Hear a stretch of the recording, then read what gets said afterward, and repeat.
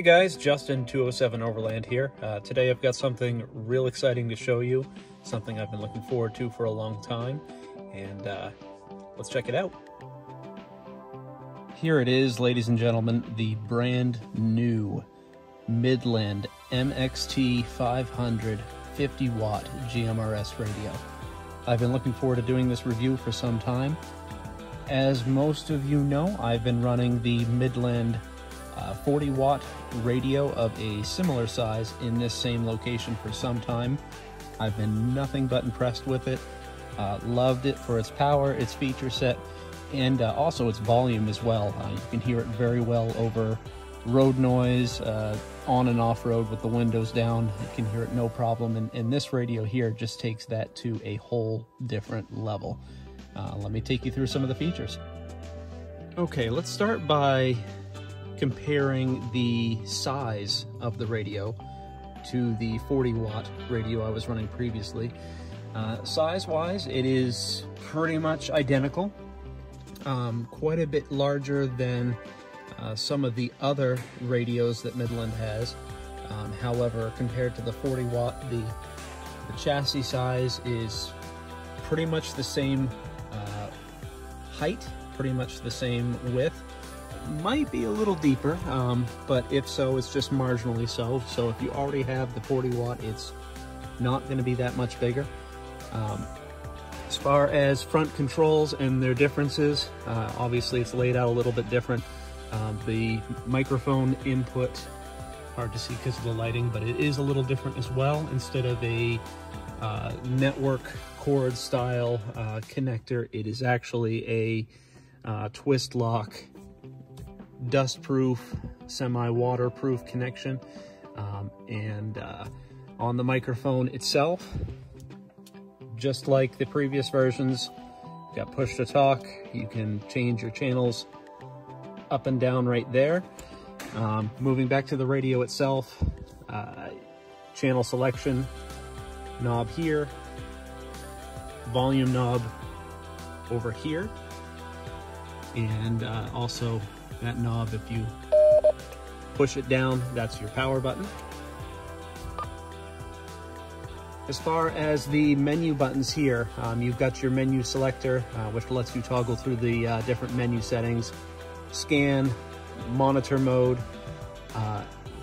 weather band. This is a big difference between this and the 40-watt. This radio has a built-in weather band, bringing it in line with most of the other Midland radios out there, which is a great feature when you're out away from cell phone service and Wi-Fi and all that and need to be able to check the weather.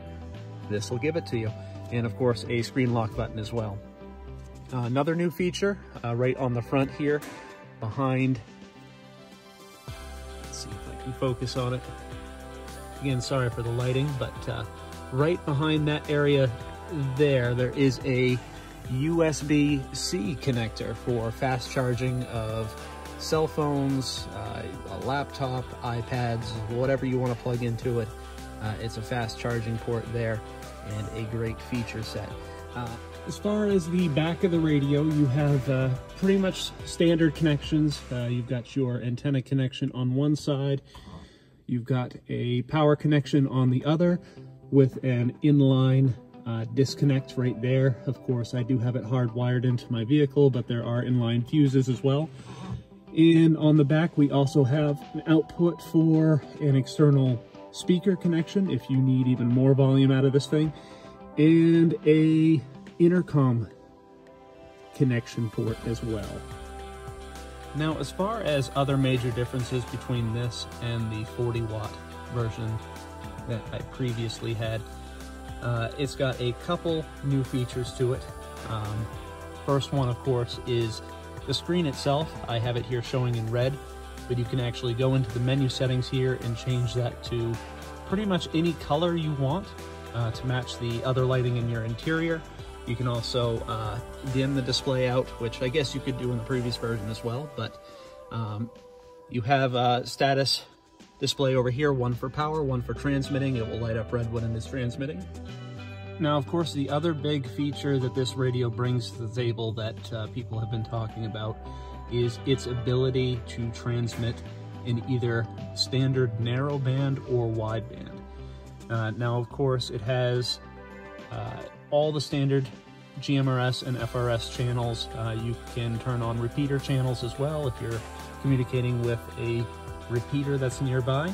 But you can also set narrow and wideband, and you can do it on individual channels. For example, if you know that your group has mostly narrowband radios on one channel, but you want to program it to automatically switch to wideband when you are on another channel, it can do that. Notice how I switch from 19 to 20. 19 is programmed for narrow, wideband on 20, so the narrow symbol disappears. Now, talking just for a minute about what wideband versus narrowband is, what it isn't, and how it may be useful to you. Pretty much any existing GMRS radio, any FRS radio, any walkie-talkie that you find at like Amazon or Walmart or any other store is going to operate off of narrowband. It's just a standard technology. It's what the radios have used for some time. The difference between wideband and narrowband, if you switch over to wideband, wideband lets you broadcast a broader frequency bandwidth, which really just equates to a clearer, more hi-fi sounding signal on the other end when you're receiving a wideband transmission. For you, when you're transmitting in wideband, people hear that difference as well if they have a wideband capable radio. Now, keeping that in mind, if you are in a group of people that has all wideband capable radios and you are all set to wideband on your radios, then using wideband will have some benefits to you. However, if you are in a mixed group of people, or you are just trying to transmit and receive to a general wide audience, you want to be on narrowband because that is the most widely accepted version.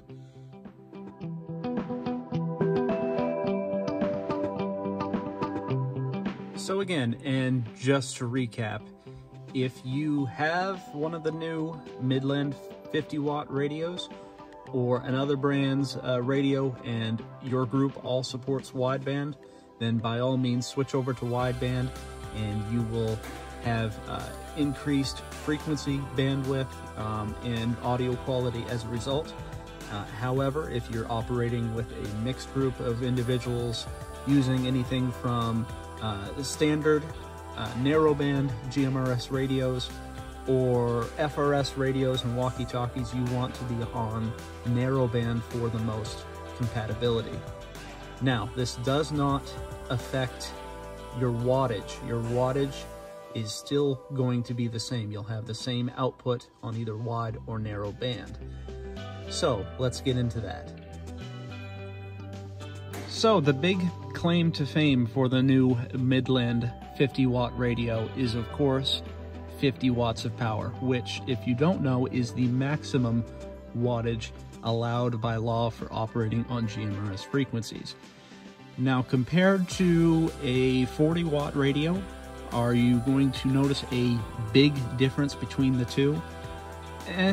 Probably not. Marginal at best, depending on where you're at, your elevation, the conditions between you and the other person you're talking to.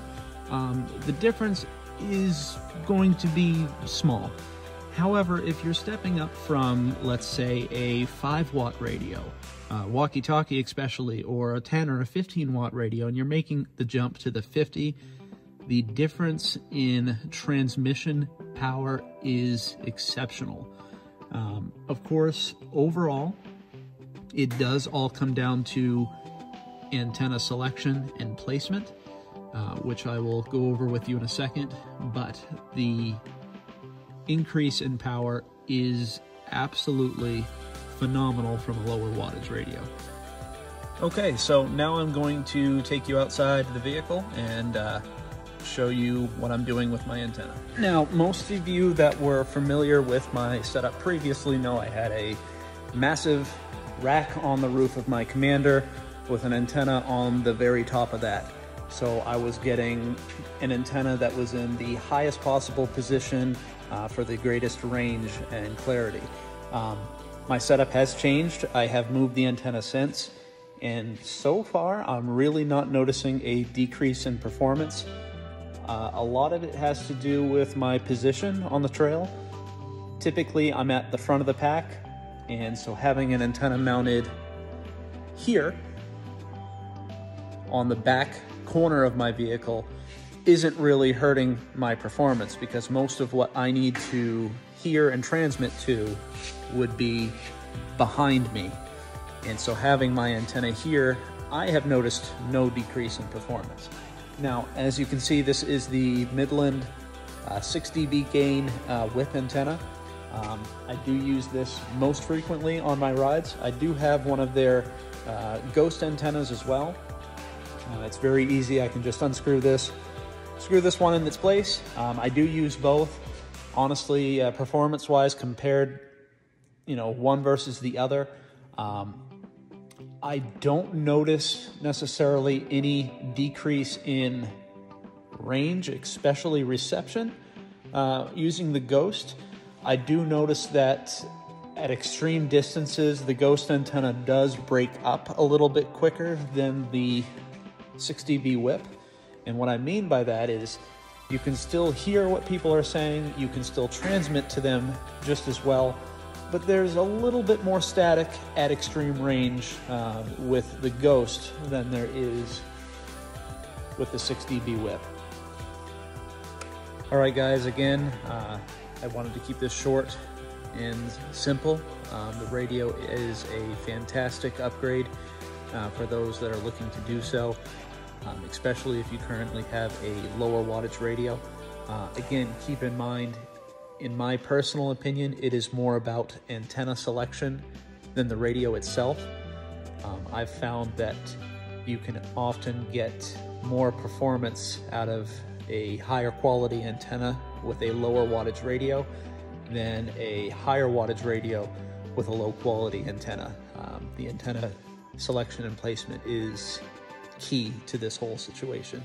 But again, overall, love the radio. I'm going to show you something. The only gripe I have about this, in Midland, if you're watching and you can address this some way in the future, I would love it, but let me show you what I'm talking about. Okay, so remember earlier when I was telling you about how you can change the color of the screen, you can dim it, you can brighten it way up. One thing you cannot change, this bright blue power indicator light. Now that may not seem like a big deal, but when you're riding at night and you've got the lights off in the cabin of your vehicle, you've got the display dimmed down so it's not destroying your eyes, this thing is still cranking. It's like a bright blue beacon shining in your face. That's really the only gripe I have about the whole thing, and it's, I guess, really simple to fix by just throwing a piece of black electrical tape over it or something. But Midland, I know there's probably something that you can do in the programming to either change the brightness of that with the brightness of the display, or be able to change it in a menu. If you guys could address that, this would be the perfect radio. That's about all I have for now, guys. Thank you for tuning in. Thank you for checking out the new Midland 50-watt radio with me. I'm looking forward to using it on the trail with you guys this coming season. Don't forget, Midland is a sponsor of 207 Overland. If you need any kind of radio or accessory or t-shirt even, go on their website, use the promo code 207 Overland at checkout for a cool discount on gear. Thank you for watching.